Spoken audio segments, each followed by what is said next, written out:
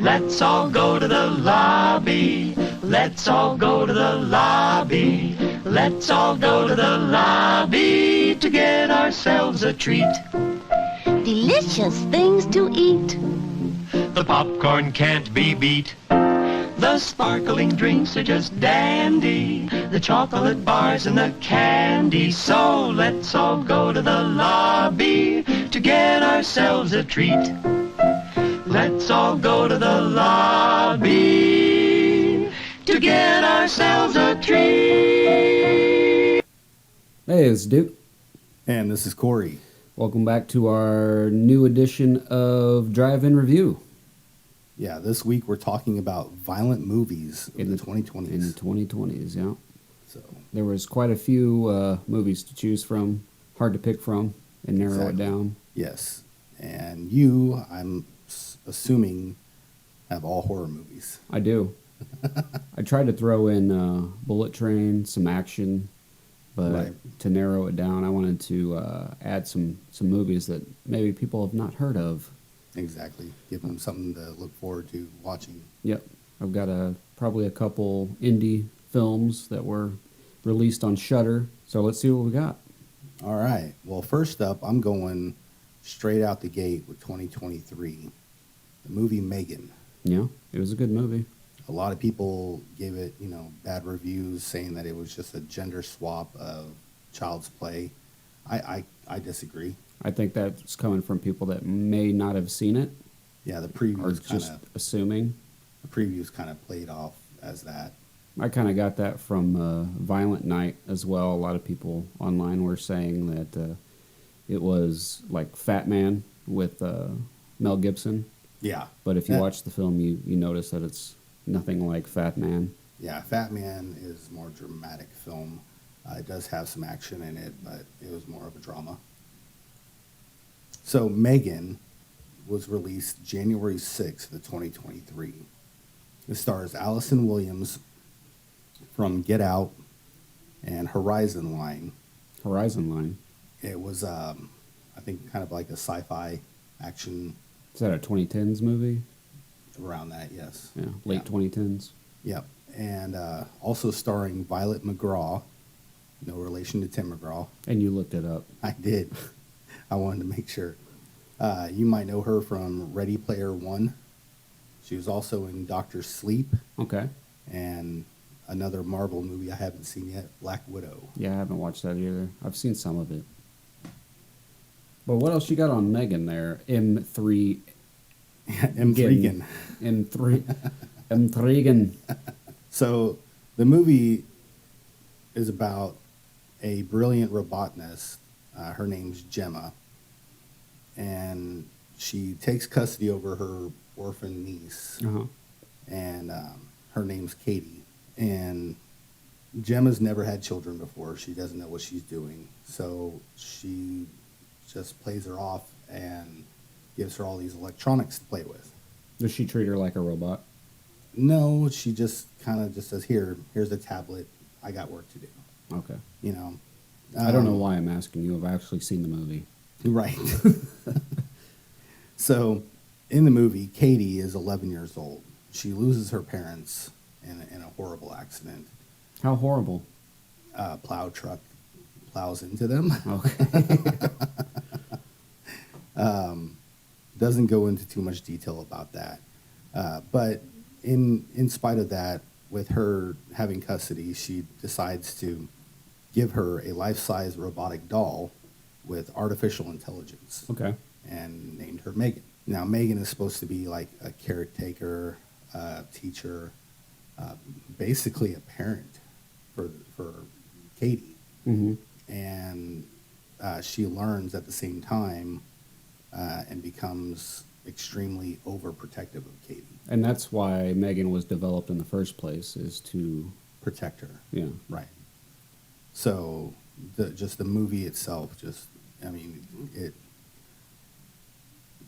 just listen to your children, teach your children, be there with them. You don't want to lose out on those moments and everything, or have electronics do your work for you. Is that your the moral that you're Kind of, gathering yeah. from the film. Yeah, that's what I'm gathering from it.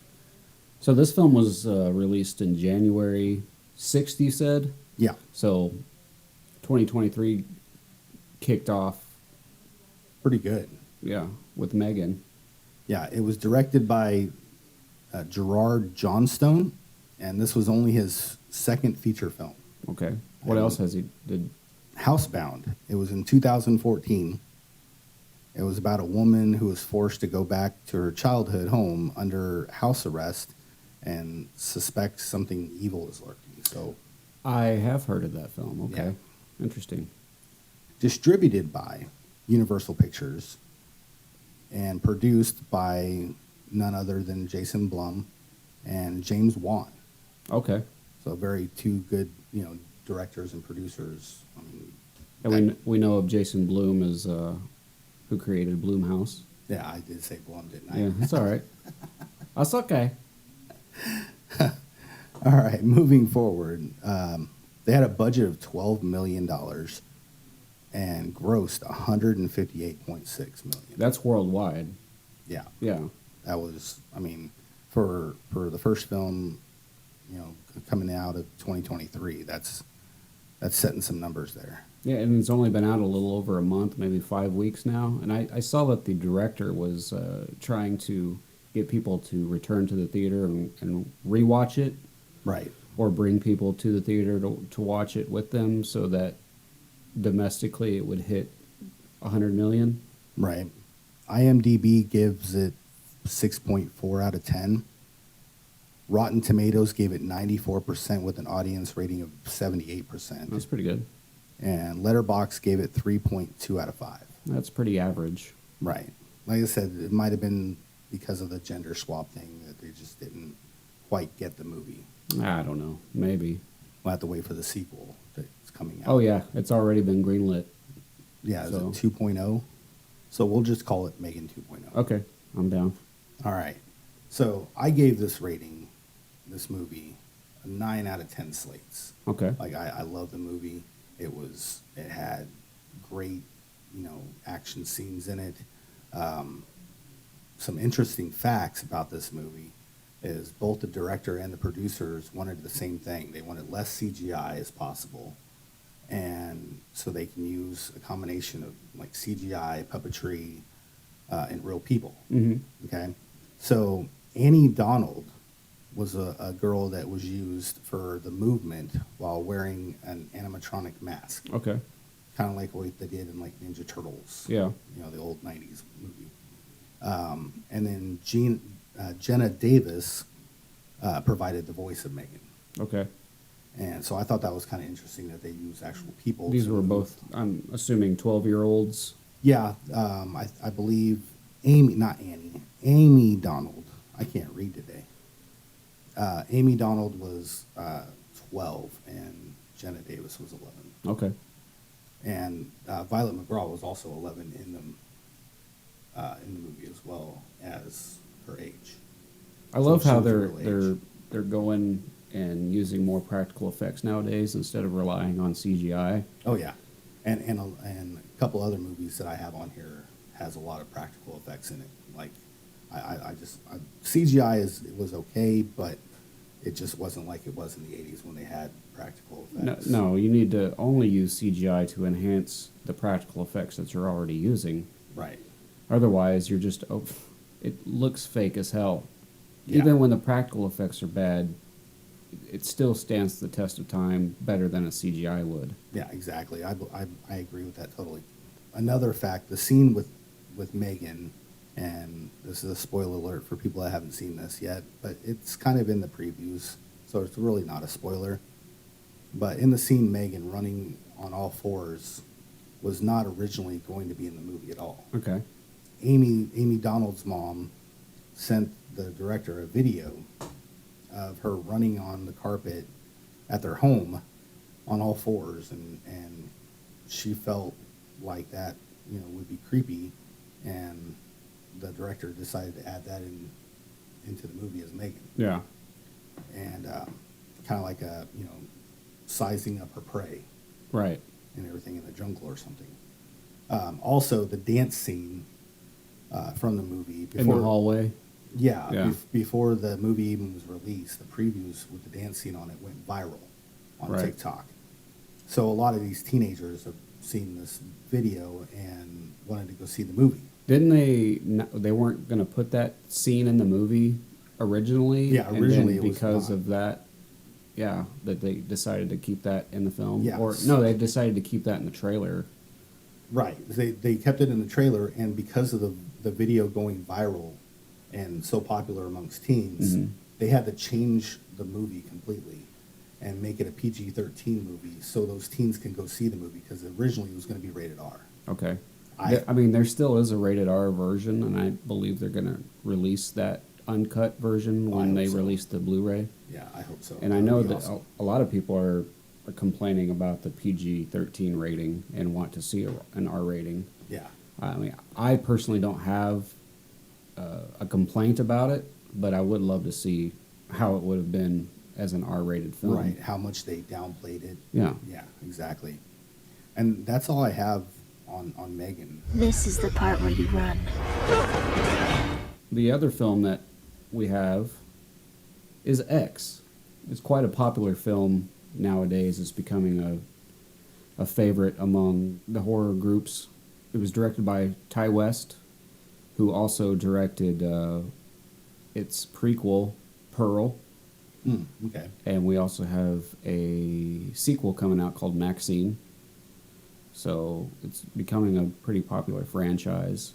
Ty West also directed House of the Devil, The Innkeepers. He also had a segment in VHS as well as ABCs of Death.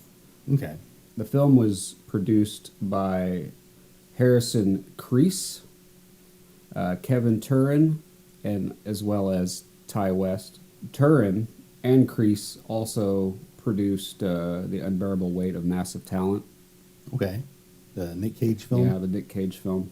They also produced The Birth of a Nation, which is a 2000s film set in the 1800s.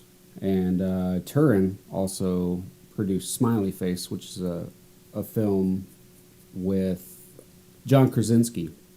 Oh, okay. From Quiet Place. Mm-hmm. Okay. Yeah, and Office. The Yeah. Office. Right.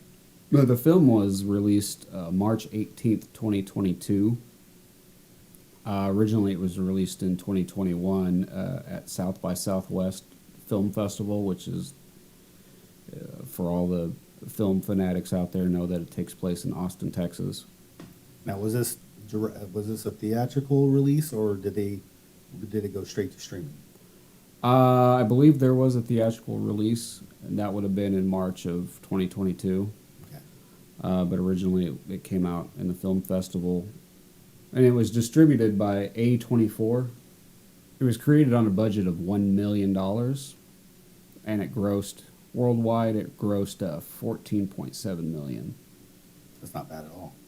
I mean, I would assume $1 million. That's kind of a low budget, really. it's quite a low budget. A lot of these movies that I have on this list are some indie films.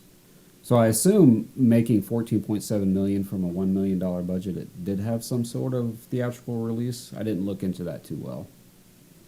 I've noticed a lot lately with some of these films.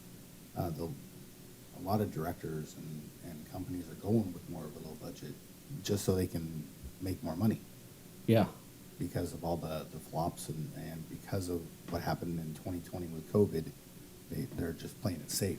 Well, even back in the 80s when they were making horror movies, they realized, hey, if you make a movie at $750,000, a horror movie is going to make money. It's going to make its money back within a week or two. Right. And that's why so many of those low-budget horror films were coming out in the early 80s. It's because you could make them for next to nothing, and it would make your money back. Right. And now they're cult classics. Oh, yeah. So Some of them. Some of them were just garbage, but we still love them. So what else do you have on X? On X, the IMDb rating was a 6.6 out of 10, which is pretty Good. decent. And Rotten Tomatoes gave it 94%, and that's the review rating. the audience rating gave it 75%, which is fairly high. I'm surprised that the reviewer rating gave it more than the audience rating for that film, since it's already a cult classic, Right. and the whole franchise is becoming quite popular. And Letterboxd gave it 3.6 out of 5, which is fairly high for a horror movie. But X stars Mia Goth, who also stars in Pearl as Pearl, and she plays Maxine in X as well as the upcoming sequel, Maxine. So she was Pearl and Maxine? Correct. Oh, okay. Correct.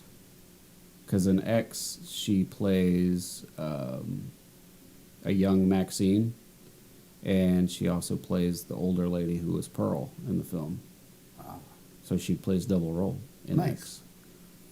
X. It also stars Jenna Ortega, who we know now as the new Wednesday in the Netflix series Wednesday. da-da-da-dum.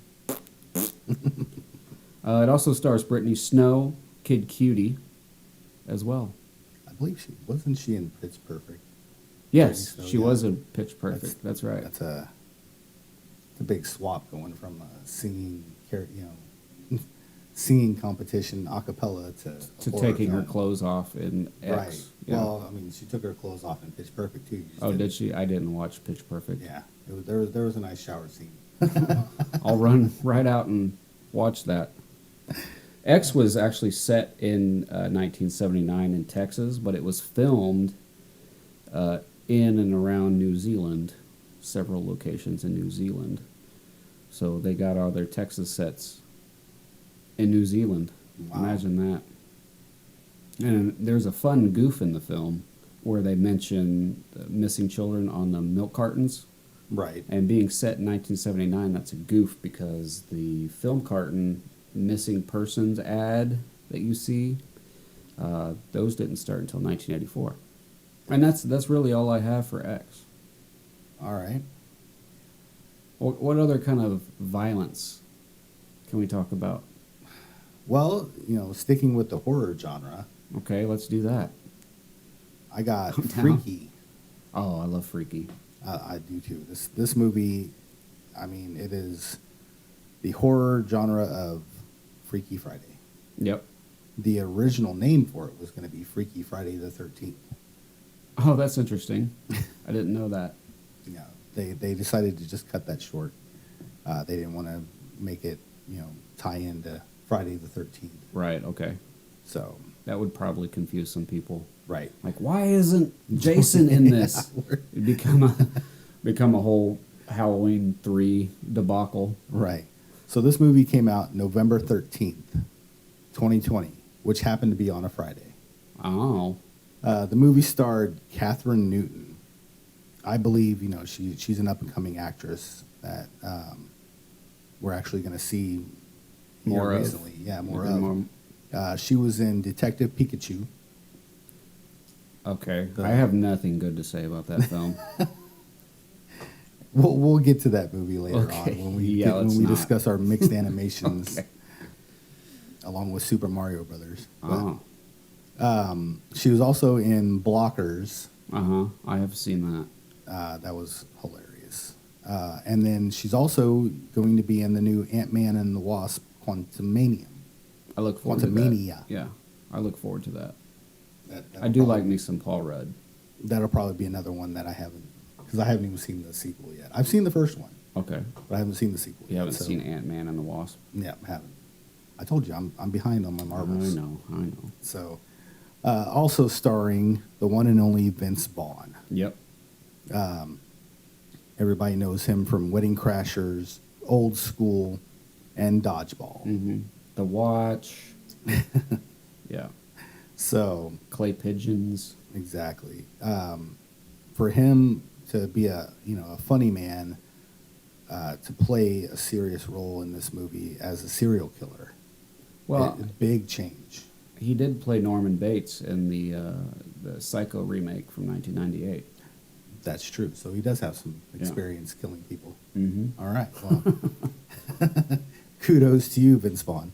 So the movie, it's actually a comedy slasher. Which is quite most of our list here today. Right. So they're not all violent. You're black! I'm gay! We are so dead! Anyways, the movie is about a teenage girl who unintentionally switches bodies with a middle-aged male serial killer, Mm-hmm. played by Vince Vaughn, by a cursed dagger. So he steals this dagger and stabs her, and they swap bodies. So, with the help of her friends and to try to stop the serial killer while trying to figure out how to switch back, they have to do all this within 24 hours. Otherwise, it's going to be permanent. It's a goofy premise, but then again, what do you expect from a movie of this caliber? It's almost like vice versa. Yeah, it literally is Freaky Friday and meets Friday the 13th. Yeah. I mean, it really is. Alan Ruck is in the movie. Yeah, he is. And he is an asshole in this movie. But It's definitely a fun character. yeah, I mean, Vince Vaughn gives it the comedic touch. Nothing like a middle-aged man trying to play a teenage girl. Yeah. So I highly recommend it.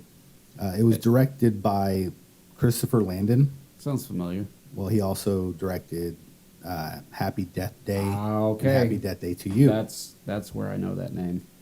Now, an interesting fact was they were talking about making this a third movie Mhm. to Happy Death Day and making it like a crossover Okay. between like Groundhog Day and Freaky Friday, but have them, and it's still in talks of making a crossover movie of Happy Death Day meets Freaky. That would be pretty cool. Yeah.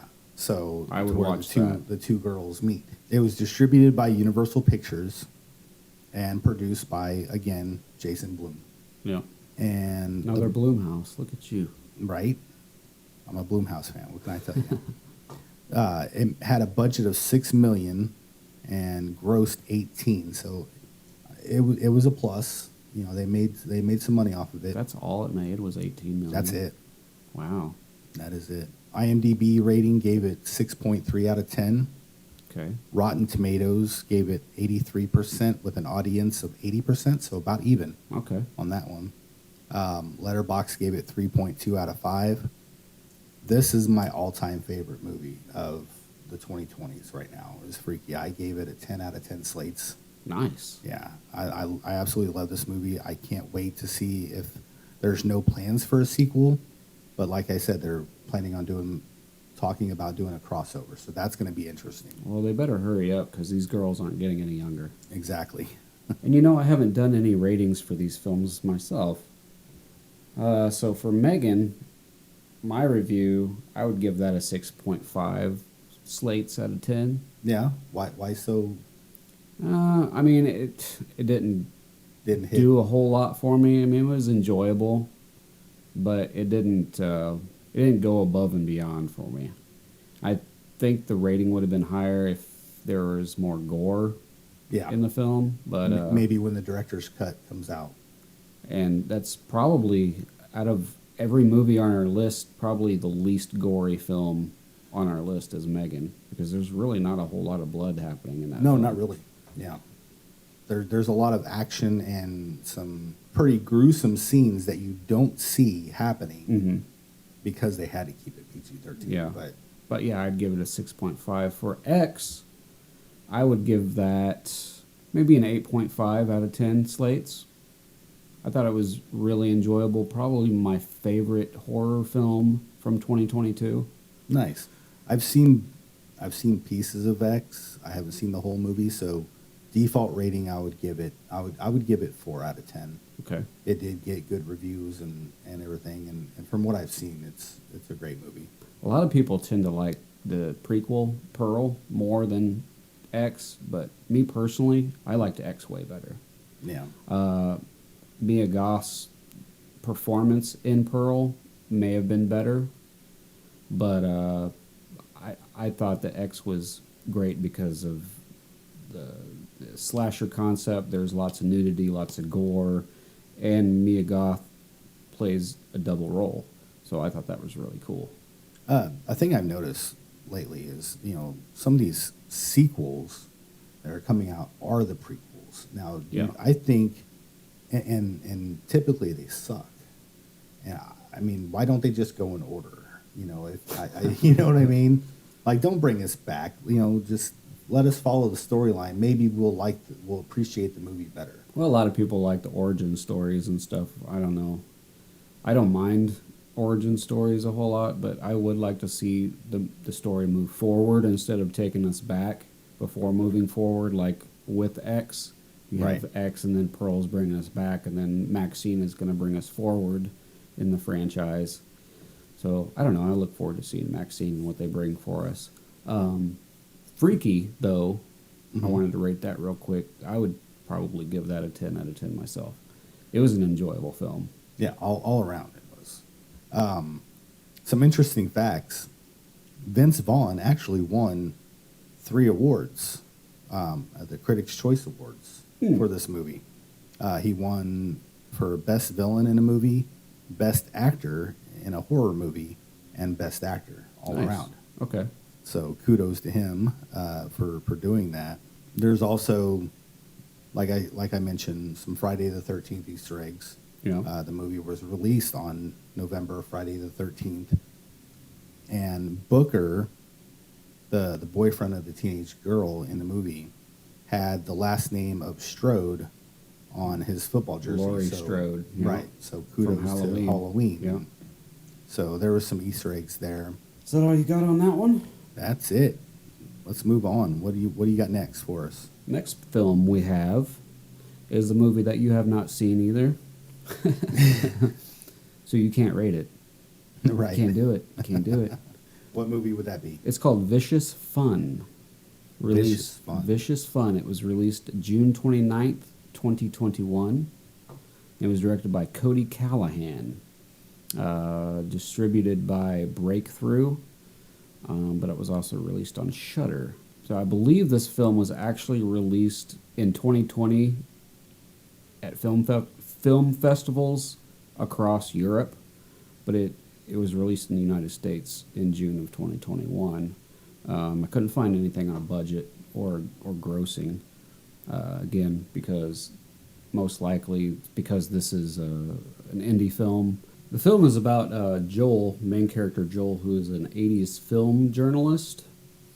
And funny enough, he's actually wearing the same jackets as Marty McFly from Back to the Future. Nice. But he finds himself in a self-help group for serial killers and doesn't realize it until it's too late, and they find out that he's not a serial killer himself, and all hell breaks loose. So, pretty fun film. I enjoyed it. Quite gory. It gets pretty gnarly. Vicious Fun, IMDb rating of 6.5 out of 10. Rotten Tomatoes gave it 88%. That's the review rating. The audience rating gave it 68%. Okay. And Letterboxd rating gave it 3.3 out of 5, which is fairly average, but I think pretty good for a horror flick. Right. It starred Evan Marsh, Amber Goldfarb, Gillian Richings, who we also seen in Anything for Jackson. It's another 2000s horror film, which was actually pretty good. And Robert Malay, All right. who we found in Becky. Oh, yeah. Yeah. Also, David Ketchner's in the film. Vicious Fun was filmed in Hamilton, Ontario, Canada. That's all I have. All right. But you can find it on Shudder. If you have the Shudder app, you can find that film. I gave it a rating of 8 out of 10 slates. Wow. All right. I really enjoyed it. Sounds like a lot of fun. Vicious Viciously. Fun, yeah. This isn't some campsite, Mike, where you just killed a bunch of sorority girls and you're gonna jerk off all over their fucking corpses. Well, she got there. Sea Dog. Well, moving along here, we've got the movie Becky. which we just mentioned, Exactly. So this movie came out June 5th of 2020. which is during the pandemic. Yeah, like right in the middle of it. Yeah. It streamed and released at the same time. Mm-hmm. So this was a new concept that they had with the filmmakers and production companies to release it at home as well as in theaters. I was okay with that because the fact that I didn't have to go into a crowd to go see it, I can see it personally. But it kind of, it did kind of hurt the movie business a little bit. Yeah, I think a lot of people were worried about that because they thought that movie theaters weren't going to make it. Right. Exactly. Of course, now with AMC doing the whole charging people for the seats that they sit in, I don't know how well that's going to be taken by audiences. Yeah, I'm not a fan of AMC theaters. I mean, don't get me wrong, they were big in the 90s and early 2000s, but I'm more of a B&B fan. If mainstream theaters is all you have to go see a movie, go for it. But if you have a local theater that shows movies, Right. I implore you to go to those theaters and watch your movies. Yeah, support the local people. Please do. For Kansas City fans, Screenland is your place to go. Right. So, Back this- to Becky. Right, back to Becky. So this film stars Lulu Wilson, which we know her from Deliver Us from Evil, Annabelle Creation, Mm-hmm. and also Ready Player One. Was Creation the third film that they came out with, or is it the second one? That was it's the second one. Okay. Back to Becky. And And they're making a second one. They're making a sequel to Becky. Yes, and I will get into that. Okay, in sorry. just a minute. No, you're good. Jumping You're ahead. good. Yeah, jumping the gun here, pulling the trigger. It also stars Kevin James, which we all know from Paul Blart, Mall Cop, Zookeeper, Here Comes the Boom, and any Adam Sandler movie. And also the show that he was in, King of Queens. Exactly. We all know him as a funny guy, so this movie really, really struck home for me, seeing that he was actually playing a bad guy, Mm-hmm. because I just can't see that in him at all. Yeah. And I've got to tell you, he played A neo-Nazi phenomenal. skinhead. Yes. He was phenomenal at the role, and goes to show you how these directors are taking funny people and putting them in serious roles. Kind of like what we mentioned before with Number 23 with Jim Yeah, I was Carrey. just thinking about Jim Carrey. Yeah. Yeah, that was a twist, and a remarkable twist at that. So the movie is about a rebellious teenager, and she's trying to reconnect with her father after losing her mother. And they go to their lake house and for a weekend getaway, and it's ruined by this group of neo-Nazi convicts that invade their home. Mm-hmm. They wreak havoc, and they're looking for this key that they hid a while back when they weren't there, before they went to prison. And to this day, we still do not know what this Yeah, key I was is going to about. say, we don't have any idea what this key goes Right. to, or So- maybe we'll find that out in the in sequel. the sequel, right? It was released June 5th of 2020. It was directed by Jonathan Milott and Carrie Murnian, which they also both directed Bushwick. It came out in 2017. Okay. Had Dave Bautista and Brittany Snow. Okay. Who was also an X. Exactly. This one it was about a military operation that took over Bushwick, Brooklyn, Mm-hmm. and kind of has a Red Dawn feel to it in a way. They also directed together the movie Cooties, 2014 zombie children film Nice. with Elijah Wood. Yeah. So I found that interesting that these two directors have produced so many movies together, and it works well. Mm-hmm. So obviously they're a good team. Now, wasn't Becky a 2019 film, but wasn't it originally released in 2019, or was it actually? It was shown at a film festival in late 2019, but Okay. wasn't really released until So worldwide. technically, it's a 2019 film, but Right. okay, We didn't get to see it. right, Only people who paid to go into this festival got to see right, it. okay, So, but yeah, the initial release was June 5th, 2020. okay. It was produced by Redbox Entertainment distributed by Redbox Entertainment. It was produced by Boulder Light Pictures. Okay. There's no name or no amount for the budget. Yeah. Is Again- is it a Disney movie? No, it wasn't top secret. I think it was just low budget. Yeah. The movie only made $1 million Okay. worldwide. So, Well, I mean, that's during pandemic, so you're not going to make a lot of money. exactly. And streaming the same day as theaters. Again, it shows you right there the numbers. IMDb rating gave it 5.9 out of 10, which is pretty average, a Yeah. little above average. Rotten Tomatoes gave it 72% with an audience of 57%, Huh. and Letterboxd gave it 3 out of 5.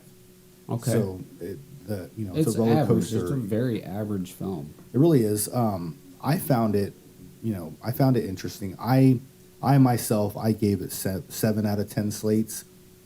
It was very slow drawn and didn't really give you much details. Mhm. There wasn't much backstory, and that's what I wanted to know. Who are these guys? Yeah. And spoiler alert: we never find out what the key is about. So Yeah. hopefully, we get to see that in the sequel. Directors, if you're listening, add that in because the audience want to know what this key is all about. And we want to know. We're the audience. Right, exactly. The facts that I found on this movie, the 2 dogs in the film were named Dora and Diego, Uh-huh. and they were actually named from Dora the Explorer. Okay. So it just I wasn't didn't even coincidence. think of that. Yeah. And talking about Becky 2, it is set to release early to 2023. So it's already wrapped up filming. It's in post-production. Yeah, so we're going to see it probably within the next couple months. Oh, I'm excited. I am too. It's starring Lulu Wilson again Mm-hmm. as Becky, and Sean William Scott, Oh. as we know, the Stifler. Yeah. Okay, The Stiffmeister. another funny character, another funny person doing a serious role. He's actually the leader of the fascist organization that Kevin James. I was about to ask you, is he... Yeah, any- he's the any main relation? guy. Okay. So it's going to be, hopefully it's going to be more intense. That sounds interesting. Yeah. Did you ever watch Goon? I didn't. Okay. I didn't see Goon. It's pretty entertaining. Is it? That's cool. Yeah. Yeah, haven't watched that one yet. I mean, Sean William Scott, I know him from American Pie. Yeah. He's the stiff meister, so, The Rundown. yeah, The Rundown, Bulletproof Monk. I never watched that. No, yeah, that was a good one also. Again, just playing the comic relief, and then now he's playing this. Wasn't he also in Evolution? Yeah, he was. Yes. Yeah, he was. He was the firefighter. Yeah. Yeah. Both Lulu Wilson and Sean William Scott are executive producers of the sequel. Okay. So they have a hands-on. Sure. They're with this putting some movie, money in on that. Right. So it's going to be way better, I believe. But we'll see. We will review that as soon as it comes. I look forward to it. I gave that probably give that an 8 out of 10 slates myself. It was very. I mean, Just for the performances. yeah. I mean, the scenes in it for a teenager to come up with that kind of stuff, Mhm. and she just snaps. Yeah. I mean, She does a great job in the film. I do. I believe so too, and just goes to show you, just you can only push a child so much. Mhm. Yeah, after losing her mom in the film. But that's all I got about Becky. I highly recommend it. Yeah, good film. We don't have time for this. I don't want to have to hurt you. But I do want to hurt you. Real bad. Next film I have is called Bloody Hell. I heard about this one. I believe you can find this one on Shudder as well. This film was directed by Alistair Grierson. It was released January 14th, 2021, and distributed by Eclectic Vision. Bloody Hell was created on a budget of $28,000 and grossed $72,000. So yeah, low budget, but Yeah. made money. Made a little bit of money. Right. I mean, it made its money back. So with that kind of budget, you're not going to see a lot of mainstream actors. The film was also produced by Brett Thornquist. He was just one of the producers on the film. But Thornquist was a crew member for the film Triangle. I know you remember Triangle. Yes. That was a great movie. Great film from 2009. And he was also on the crew for the film Better Watch Out, which is basically a Christmas movie, slasher. Yeah. That was a good one as well. Oh, you watched that one too? Yeah, I watched it with you. Oh, nice. But Bloody Hell got an IMDb rating of 6.6 out of 10, which is pretty decent. Right.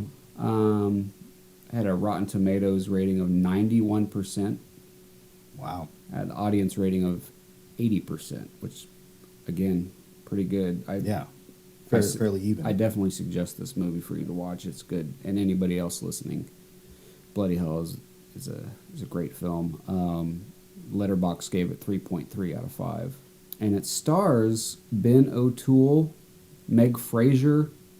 Let's not do that. Let's not do that. Yeah, we're not going to do that. Matthew Sunderland as well. And a lot of these actors, this was their debut film. Nice. It was filmed on the Gold Coast in Queensland, Australia. And during the filming, there was an outbreak of gastroenteritis, which infected much of the cast and crew. Oh, wow. While during the production. Fortunately, none of the writers or director or producers were inflicted by gastroenteritis, but yeah, that's about what I have for Bloody Hell. I do recommend it. I'd give it probably give it an 8.5 out of 10 slates. Nice. Yeah, it's another one of my favorites from 2022. Although it came out in 2021, I didn't watch it until last year. Right. But it was definitely one of my favorites. Bloody Hell, everybody. So go check it out. What else you got, me? Well, this one's a weird one. Okay. So, I like weird ones. I remember, I'm going to tell a story a little bit about this movie. So, Oh, Shush! we had just got through watching another movie, and I was about to. was it Frankenhooker? No, it wasn't Frankenhooker. You told me about this movie, and I'm like, man, I don't know. I'm pretty burnt out. And you're like, give it 5 minutes. Sit down, watch it for 5 minutes. If you don't want to watch it, we'll shut it off. And Well, I'm interested in what it is. yeah, this movie is called Spontaneous. Oh, that one.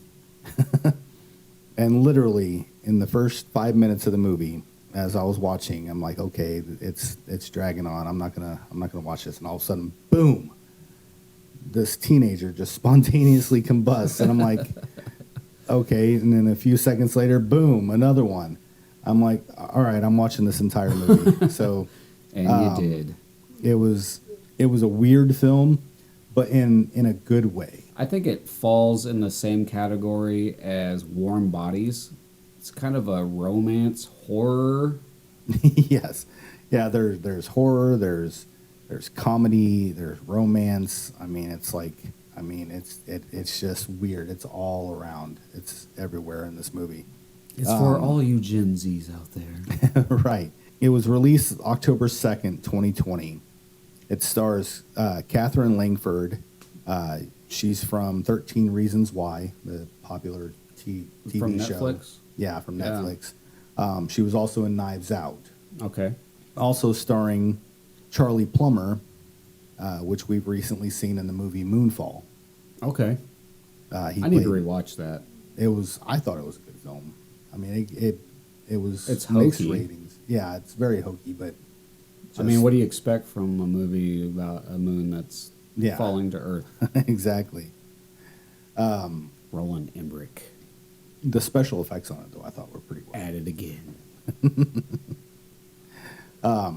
Anyways, the movie Spontaneous, it's about a high school full of teenagers, go figure, waiting to explode, literally, when these two friends spark a romance in the middle of a pandemic that is causing seniors to spontaneously combust.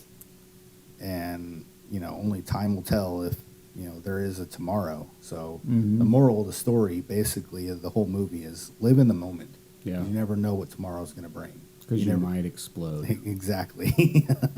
There was actually studies after this movie came out if a human can actually combust. When I was a teenager, I would read about stuff like that.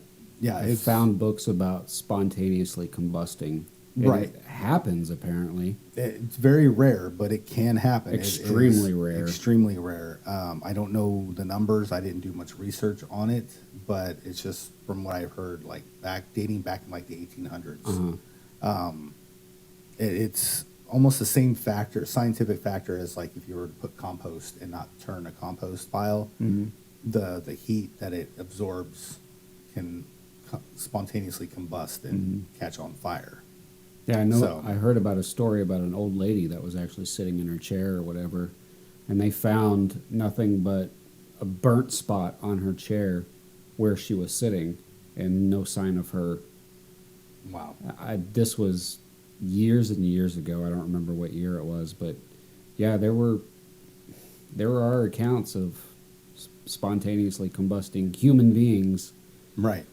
So this movie has some truth to it. It's just a very rare condition that can actually happen. But it only happens to the seniors. So I don't understand, Oh, it was just the seniors? it was just the seniors, yeah. Oh. Yeah. So it was, again, like I said, just a very weird movie, but Damn kids. it was really good. The movie was directed by Brian Duffield. This was actually his directorial debut. Okay. He doesn't have any other movies, so this is his first, go at it. Well, hopefully he'll find some other project to work on in the future. Right. There was no sign of a budget or how much it grossed because it was October 2nd, 2020. Oh yeah, another pandemic film. Yes. So again, just no record of that, but the popularity of this movie, it was all over the place. IMDb gave it 6.5 out of 10, which is really good. Yeah. Rotten Tomatoes gave it 96%. Wow. With a 67% audience rating, though. Interesting. So I think a lot of people just didn't quite get the movie. Well, it's definitely it's a unique film. I've never seen anything like it. Right. I highly recommend watching it. It's a good film, but like I said, it's just prepare yourself. It's out there. And as of right now, I think it's only available on DVD. Yeah. There is no Blu-ray release of it that I could find. And it's not streaming anywhere right now either. I don't think so. I haven't seen it streaming either. So Yeah. if you can find a DVD of it, I do suggest that you go out and. Right. Letterboxd gave it 3.3 out of 5. My rating for it, like I said, it was a weird movie. It was all over the place, but all in all, it was a good romance horror movie. Yeah. So I gave it 5 out of 10 slates. Okay. Just par. Mm-hmm. I enjoyed the movie. I recommend the movie. The fact that there was no budget or amount that it grossed. The fun fact that the only fact I have on this is because of COVID, it was only in theaters for 4 days before streaming. Okay. So within 4 days, there's really no way of tallying how much it actually made, or if they even wanted to announce that. I'm not sure it would have made a whole lot of money in theaters, personally, not because it's a bad film, just Right. because it's so odd. Yeah, exactly. So I think that's It's one of those films I think people would have to catch on to as time went by. right. Word of mouth or or whatever the case may be. Yeah, I think it's exactly. one of those things that would become a cult classic as time went on. It was distributed and produced by Paramount Pictures. So I mean, Paramount is good for their movies and everything. So I mean, like I said, it wasn't a bad movie. It was just, I think, just the timing of it. It wouldn't have done good in theaters, I don't believe. So that's why they decided to release it streaming. Well, personally, I would. Okay, so the first time I saw it, I really liked it. My initial viewing, I would have gave it 8 out of 10 slates, but I've seen it 3 times Wow. altogether, and it hasn't really lived up to the initial view. So I'd give it probably 6.5 Okay. out of 10 slates. I still suggest people watch it, but I don't know how well it would hold up with multiple viewings. Yeah, one was enough for me. Yeah. I may watch it again and get another opinion on it, but I'm pretty certain on the 5-10. That's I mean, I really enjoyed the gore, the fact that teenagers are exploding. That's really cool, but it got really sappy with the whole romantic Right. aspect of it. and it was unexpected. You never knew when Yeah. it was going to happen. Just all of a sudden, boom. You Yeah. know? And so that's what I liked about it. It really made you jump out of your seat. You know, when it did happen, because you just didn't know. The film gets really heavy as well. I mean, it's not so much a comedy. I mean, it's really dramatic, really a romance. I wouldn't even call it a horror film per se. I kind of remember. Didn't they say what caused it, or like in the movie, wasn't it like a virus, like airborne virus that only affected a certain age Did they range? say? I don't remember. I could have sworn they did. I don't think they said anything about it, but you might have be to- right. I don't remember. Yeah, I have to rewatch it again. I believe they did, but it was some kind of phenomenon going on that was infecting the age range, and that's why it was only affecting the seniors and nobody else. I think they did go over that in the movie. But, Okay. but that's spontaneous, everybody. So Okay. go out and see it if you can find it. Yep. Find that DVD. All right, what do you got for us? Well, the next movie I have in store for all of you listeners out there is Studio 666. Wasn't that Dave Grohl? Yeah, film? starring all of the Foo Fighters, all members of the Foo Fighters. Nice. It was directed by B.J. McConnell. B.J. McConnell also directed Hatchet 3. I don't know if you've ever watched any of the Hatchet films. Yeah, that's No. Kane Hodder as Victor Crowley, the killer in the film. Okay. B.J. McDonnell also directed, he did a lot of work, camera work, on several films. I didn't want to write them all down, but just tip of the iceberg, he did some camera work on The Fabelmans, Okay. Spielberg's new film, which I do recommend. It's a good film. He also did some camera work on Top Gun Maverick. That was awesome film. He also did some work on *Malignant*, Okay. James Wan's film, Right. and also *The Conjuring 3*. Devil Made Me Do It. Did some work on that movie, as well as a few others that I recognized, but just did not want to write down. No, that's fine. That's plenty. But Studio 666 was released February 25th, 2022, distributed by Roswell Pictures, and actually it was produced by Roswell Pictures, distributed by Open Road. Okay. Could not find a budget, I'm assuming. Right. COVID. Yeah, Top secret. top secret. It's a Disney film, everyone. Yeah. No, not really. But it did gross $3 million, which not really a whole lot of money. I'm surprised it didn't make more.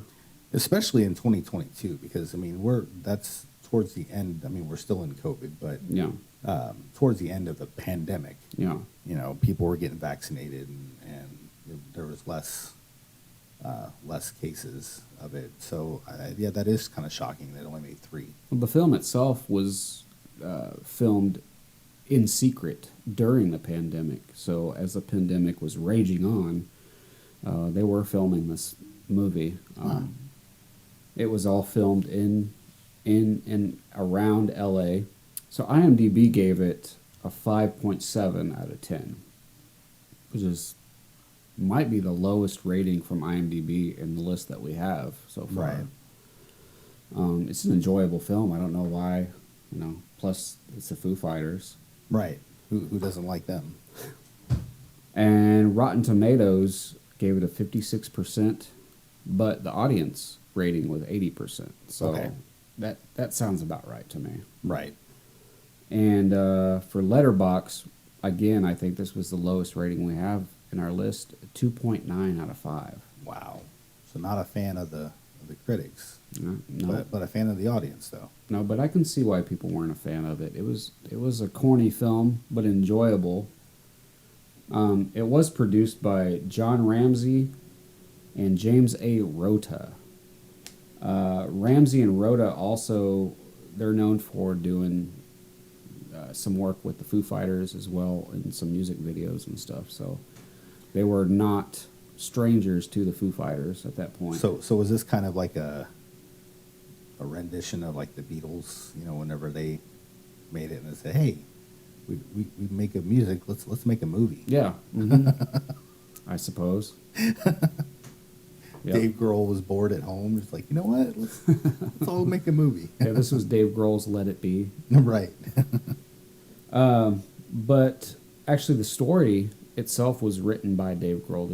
The movie was based on a story written by Dave Grohl. But the screenplay was written by Jeff Bueller, as well as Rebecca Hughes. Bueller is known for writing such screenplays as the 2019 Pet Sematary. Okay. Also, Midnight Meat Train. I don't know if you've seen Midnight Meat Train, but it's a No. very gory film with a really cool twist at the end. I've seen Pet Sematary, and The 2019 one? the 2019 one. I prefer the older one. Oh, but- yeah, the original is way better. Yeah. So, but I have not seen Midnight Meat Train. I just, Yeah, you need to check that one out, too. Okay. You just need a whole list. I'm I just going do. to make you just a have scroll of movies. a horror month. Yeah. But the film stars, obviously, Dave Grohl, and Taylor Hawkins, who is the drummer, who actually passed away on March 25th, 2022, exactly a month after the film was released. Wow. Also stars Pat Smear and the rest of the members of Dave Grohl. But it also stars Jenna Ortega, who we've talked about already, who was in X. She's the new Right. The Wednesday. Yeah. And in the film, Taylor Hawkins actually improvised all of his lines in the film. He refused to learn any of the script. So he just ad-libbed everything. Yeah, he ad-libbed everything in the film. Also starring in Studio 666 was Jeff Garlin, Okay. Will Forte, and you can also see a little cameo from John Carpenter himself, the man himself. Nice. So, yeah. Oh, another fun fact. What's that? What's that? The word fuck was said 162 times in the film. Well, fucking A. Nice. You're a class act. Right. But yeah, that's all I have for Studio 666. I got, that's all I got. All right. Well, I don't have any more, Corey. You don't have any more? I don't have any That's all more. your movies?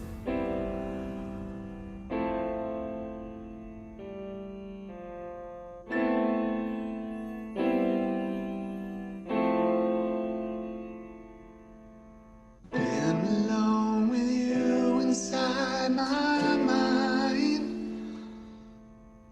In my dreams, I've kissed your lips 1,000 times.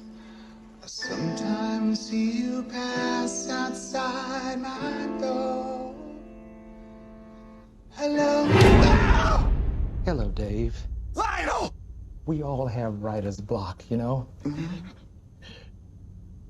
But that's my fucking song. That's my fucking song. You understand what I'm saying? I like that song. No. I love that song. That's one of my favorite songs. I love singing that song. Love that song. Get your own song, nerd. I've got one more. You got one more movie? Yes. I have one more movie. I have one more movie as well. Yeah, I thought you might have. Yeah, So I do. before we get to my Okay. my last So this is what we're movie- doing now. right. Okay. Just Just need a heads up on that. slurring of the tongue. Before I get to my last movie that I have to rate. Do you want have to any talk about some honorable mentions? or Yeah, let's something? do that. All right. You mentioned Bullet Train earlier. Bullet Train. That's definitely an honorable mention. That's got a star-studded cast. Yeah. And very fast-paced. really what I good heard. movie. I know you haven't watched it yet, but that should be at the tippy top. It of is. your It list. is on the top of my list, and I really want to see it. It's just I gotta find the right time Yeah. because I heard that if you're distracted in any way, you're going to be lost. It's a great film. It moves right along at breakneck speed, Right. just like the train. But yeah, lots of gore, lots of action, fantastic cast. I mean, it's a really good film. So I definitely recommend Bullet Train, and it's definitely an honorable mention for this A violent particular film. show. Yeah. Okay. Also, in our honorable mentions, I'd like to suggest Fresh. Fresh is a 2022, 21, something like that. But it's on Hulu. It's actually a Hulu original. Okay. If you like your horror movies cannibalized, then I definitely suggest Fresh. A female is kidnapped and some of her flesh is flayed from her and fed to her. Definitely suggest that one. It's got some gore and a little bit of romance, which is odd. Right. Yeah, I just threw that in there. But it's true. It's true. Cannibal romance. Yeah. All right. Puts a whole new meaning to eat me. Yeah. Bite me. But also Terrifier 2. If you have any 2020s list of violent films, Terrifier 2 should be on there. Definitely. The Terrifier franchise is on the rave right now. People are digging the Terrifier films. Art the Clown is becoming part of the iconic Yeah, and killers. Where did he come from? I mean, all of a sudden, he was a character from All Hallows Eve. Yeah. And it wasn't a popular movie at all. And then all of a sudden, just boom, Terrifier comes out, and everybody's like, "What the hell?" Yeah. This clown is just it's dark. It's Yeah. very, very gory. Super gory. Super gory. I have not seen Terrifier 2 yet. I've made it halfway through Terrifier, and I believe the reviews. I mean, people were walking out of Terrifier 2 throwing up, and That's what they fainting. say. I don't know how accurate that is, or if it might have been just critics saying that to rev up the movie more. You think? Yeah, who knows anymore? But definitely Terrifier 2. Check that out if you like your gore. It's actually kind of funny as well. David Howard Thornton is fantastic as Art the Clown. So, and they're supposed to be making a third one, so I look forward to that. And they're supposed to be at Comic-Con here in Kansas City this year. So I look forward to meeting. Oh, he's going to be there? Yeah, him and the director. Nice. Yeah. Nice. So I look forward to that. Also in the honorable mentions, and the reviews on this movie is panned. Some people love it, some people hate it. Halloween Kills. I enjoyed it. I saw it in theaters with the family. Very gory. One of the goriest Halloween films I've seen. And it's corny. The movie's corny. Don't get me wrong, but it's definitely full-on carnage in the film. So it definitely deserves to be on the list. Yeah, I mean, all of the Halloween movies are corny. I mean, they really are. The original is awesome. Yeah, the original is, and I feel like I feel I can see the mixed reviews on this, but I really feel like they went back to the original format. You know, bringing Jamie Lee Curtis back, Yeah. and really, you know, summing it up for the end, the final film, Halloween Ends. It just I was not a fan. right. Well, I mean, And some people a were. lot of, yeah, some people were. Some people were happy that it's over. Some people are not. And from what I've heard, you know, they left it open. I mean, somehow. I don't think I've seen a Halloween film so panned as much as Halloween 3 than Halloween Ends. Oh, really? Is it that bad? Some huh? people just hate how Halloween Ends. They just hate it. Some people love it. Right. Just like Halloween 3, some people hate it just because, I don't know, they think it's a lame film. Michael Myers is not in it, but it's such a nihilistic film and so dark. I love it personally. That's one of my favorites is Halloween 3. Okay. Just because Michael Myers is in it, yank, who cares? He's only the main character. I mean, who cares? I think it's great. But anyway. But the last honorable mention I want to talk about is The Hunt. Now, I did not see that one.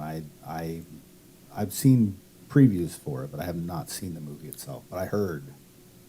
It's a heard good lot film. It was actually released in 2020. It's about a group of people who are kidnapped and hunted down for sport by liberals. What is this Avatar shit? Okay. Yeah. But yeah, those 5 Halloween Kills, Bullet Train, Terrifier 2, The Hunt, Fresh. You can find Fresh on Hulu if you have it. Check that out. But those are my honorable mentions for violent films of the 2020s. I have one that I actually just thought of. Okay. That we both watched recently. Okay. And I believe it's a 2020 film. Okay. 2021. Mad God. Oh, good Lord. I mean, it wasn't so much violence as it was just Disturbing? disturbing, very disturbing. I watched that with my son, and my 13-year-old son, we went and saw that in the theaters, and we walked out about 25 minutes in, Yeah, just because we were both disturbed by the film. And I don't get disturbed by films very often. It rubbed me the wrong way. right. It was And odd. that's what drew me to watch this movie was the fact that, you know, the horror guru himself could not watch this movie all the way through. I'm like, okay, it's got it. You know, how bad is this going to be? And yeah, it was. I had to force myself a second time to make it through. I think I made it about the same time you walked out of the Yeah. movie theater, and then I had to force myself to watch it the second time. And then afterwards, you know, the movie kind of dies down a little Yeah, bit. after that part that I walked out, it definitely dies but down. it's very vicious and gory in the first half of the movie. Yeah. Very weird film. Hard to explain. I see it as a descendants into hell, so to speak, and then also reincarnation Yeah. at the same time. If you haven't seen the movie, good for you. Everybody in the theater when I was in there, they were just sitting there staring. They were just In disbelief, like it was. there was no reaction whatsoever. They were just sitting there. Yeah, and apparently this movie, and we didn't review this, but I'm just wanting to talk about it because this movie it took like 20 years to make. Yeah. He started making it about the same time as Nightmare Before Christmas. Was it? Yeah, I guess it was because I think they said it was right after RoboCop 2 or something like that Yeah. because he had done some work on that. Yeah, and so for it had a lot of stop motion in it.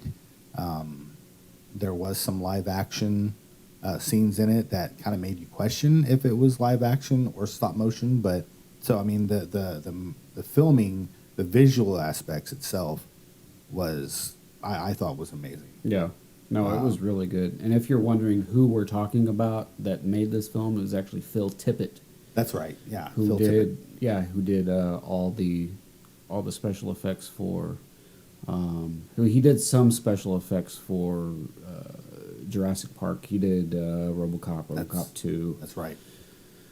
So I recommend if you have the stomach to see this movie in all its all its goriness, oddness. It's such very an oddity. It is unique, and just go in it with an open mind. Yeah. Definitely. Don't expect anything out of this movie, but it is interesting, and that's an honorable mention for me for a violent film. Not as much as violence, just goriness and just out there. And I'd say, I'd give you a link to tell us what you think, but as of right now, we're still working on our Facebook, Twitter, Instagram, all that stuff. So in a future episode, hopefully in the next one, we will give you information to link up with us. So. Yes.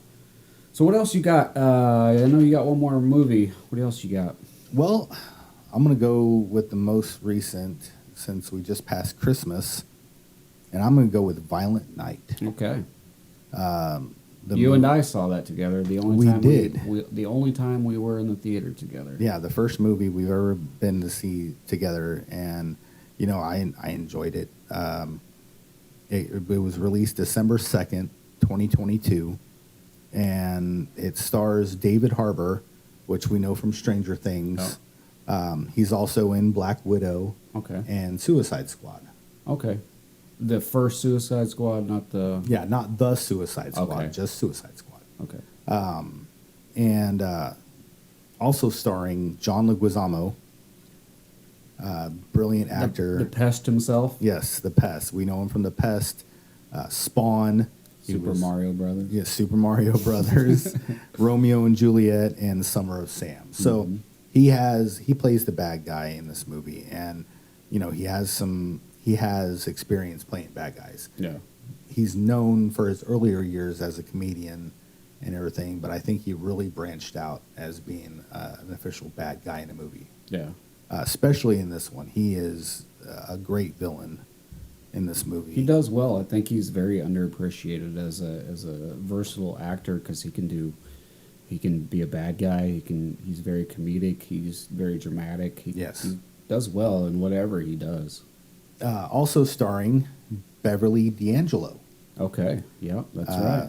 Known for American History X and all of the National Lampoon's movie Vacations. Mm-hmm. So she is a wealthy woman, and her family comes together for Christmas at their family estate. And the movie, it's about, Santa. He's feeling kind of bummed out because of the lack of the Christmas spirit. Kids are so demanding these days. Yeah. And they want and want and want, and he's just getting burnt out. So he's feeling bummed till he comes across the family's estate. Yep. And crosses path with this little girl and her family, and at the same time, a group of mercenaries led by John Leguizamo, they invade their family estate and trying to get their hands on this wealthy fortune that's hidden within. Yep. So it's now Santa's got to try to save them and save Christmas at the same time. Mm-hmm. It was, to me, I believe this movie is going to be the new Die Hard Christmas movie. You think so? I think so. It was directed by Tommy Wirkola. Okay. He's known for Hansel and Gretel, Witch Hunters, back in 2013. Right, I've heard of that. Haven't seen it. Yeah, it's the Jeremy Renner one. Okay. It was also distributed by Universal Pictures, produced by Kelly McCormick and David Leitch, also from Bullet Train. Okay. They also did Bullet Train, Deadpool 2, and the Fast and Furious spinoff Hobbs and Shaw. Okay. I know you haven't seen any of them. They're really good. It had a budget of $20 million, and it grossed $76 million. Okay. So yeah. it did very well. IMDb rating gave it 6.7 out of 10. Rotten Tomatoes gave it 73% with an 88% audience rating. Okay. And Letterboxd gave it 3.2 out of 5. So I mean, it's fairly above average. I gave it 9 out of 10 slates. Okay. I loved it. It was a great Christmas film, and also had a lot of action in it. Was not expecting the goriness and the violence in this movie, even though it was called Violent Night. Yeah. I wasn't expecting as much as what we saw. The facts, they're already making a Violent Night 2. Yeah. Curious to see what holds for that. Right. What we really need is a prequel before the sequel, I think. Because in the this backstory- case, you want a prequel, huh? Yes, in this case, I want a prequel. I want to know, because he's before he was Santa, he was a Viking warrior. Yeah.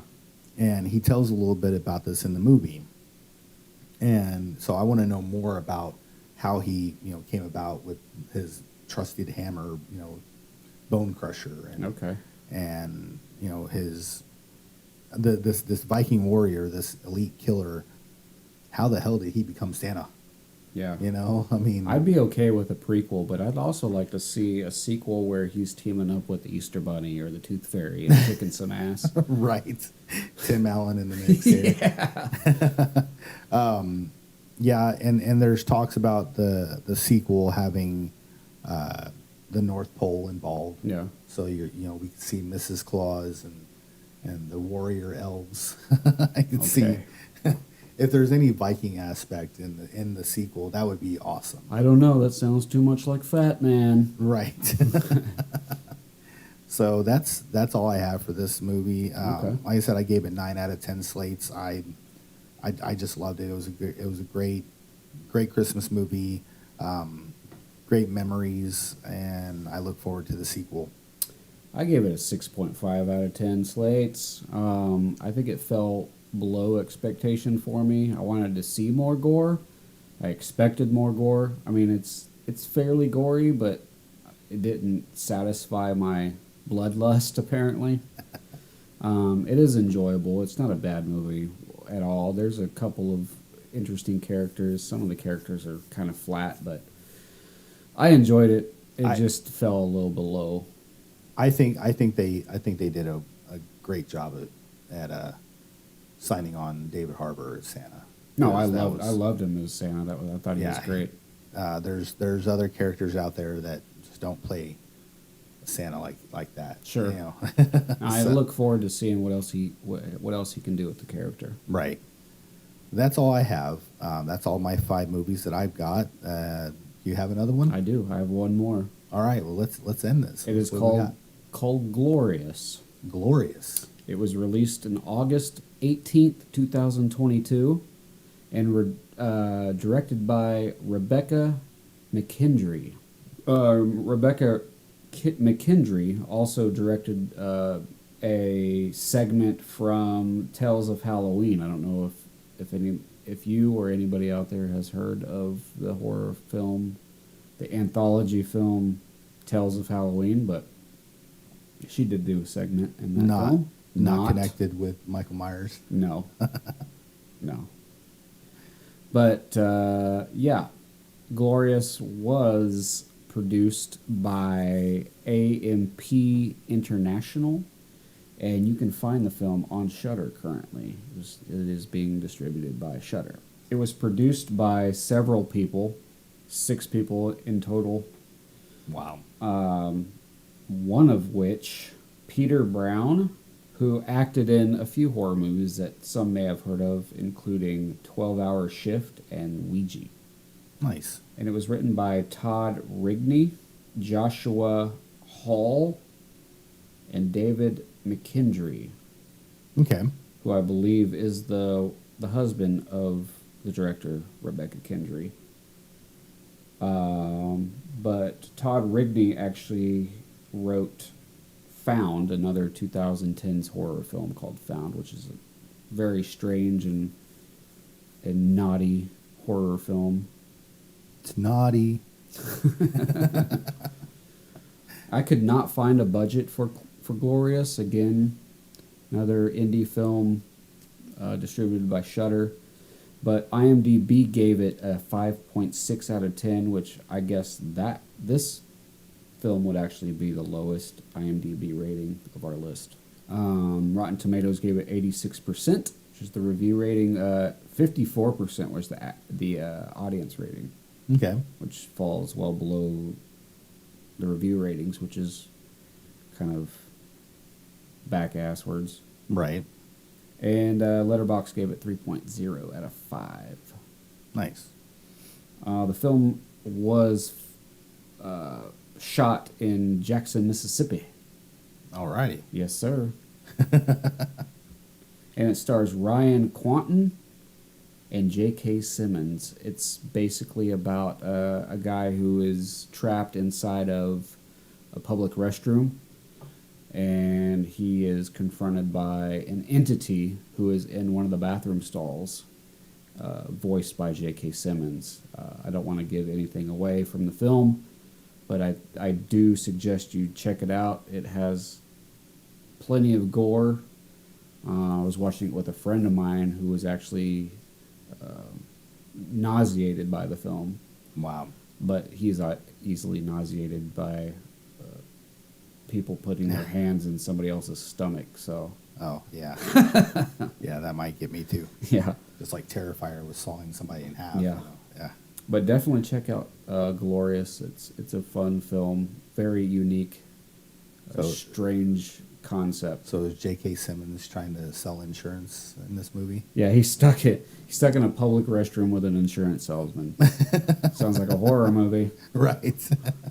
But that's really all I have for Glorious. I couldn't find a whole lot on the film. So yeah, one of the producers of the film, was it Joe Wicker? I believe his name was Joe Wicker.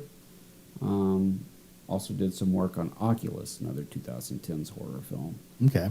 So we do have a little bit of connections here. It's not a complete indie film, but yeah, definitely check it out. All right. Well, there you have it, folks. But I did give it I'd say I give it a 7.5 out of 10. 7.5? Out of 10. Nice. Slates. All right. For Glorious. Because it's a glorious film. Glorious. All right. I'll check that out. All right. I'm sure he will. All right, guys. Well, you heard it from us. And go check out Shudder. Download the Shudder app. You can find most of the movies that Duke mentioned on there. Yes, many of them, yeah. Bullet Train is on Netflix. I think it is. I think. Yeah, and check out Fresh on Hulu. On Hulu. Yeah. Violent Night just got released on Peacock.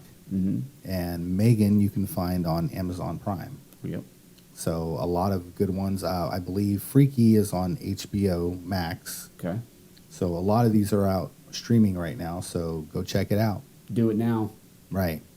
And that's all I got for our show today. Do you have anything else, Dad? I'm out. Did All you just right, call me guys. Dad? Got anything else, Dad? No. Call you Dad. Daddy. Samsonite. All right, guys. Well, have a good day, and we'll see you soon. All right, peace. They're naughty. And what did you do to the naughty ones? I give them a lump of coal. Yeah, give them their lumps. Take that coal and shove it straight up their Anuses. Yeah!